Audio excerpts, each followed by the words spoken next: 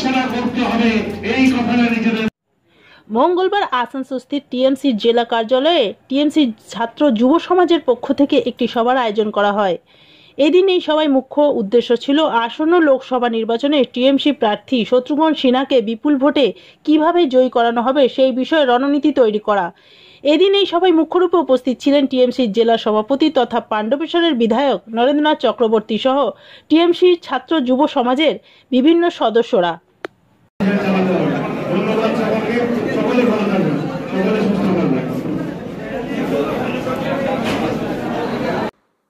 পশ্চিম বর্ধমান তৃণমূল ছাত্র পরিষদ আজকে রাজ্যের দুই কর্ণধার ছাত্র পরিষদের রাজ্য সভাপতি সাধারণ সম্পাদক তৃণাঙ্কু এবং কোহিনুর দুজনে আজ এসে ছাত্রদের উজ্জীবিত করার জন্য আমাদের একটা সভা করে গেলেন।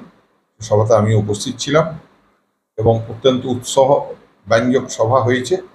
ছাত্ররা একদম আবেগে টকবক করে ফুটছে। আগামী দিনের লড়াইয়ে ছাত্র সমাজকে সঙ্গে রেখে আমরা এই লড়াই জিতব।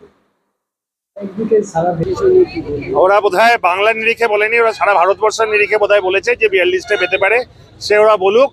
আমি এখন আসানসোলে এসেছিলাম, এই আসানসোল এবং দুর্গাপুর মিলে যে আসন রয়েছে 1.5খান আসন বলা ভালো, কেন এখানে বর্ধমানও আছে, সেইখানে তারা কত লক্ষ ভোটে হারবে তারা সেই ক্যালকুলেশন করুক। নরেন্দ্রা ছিল আমার জেলার সভাপতি, আমার ছাত্রদের আজকে মিটিংয়ে আমরা এখানে করলাম এবং ছাত্রদের থেকে যে ভাইবসটা পেলাম তাতে বুঝতে পারছি এবার বিজেপি বাংলা ছাড়া হবে। বলছে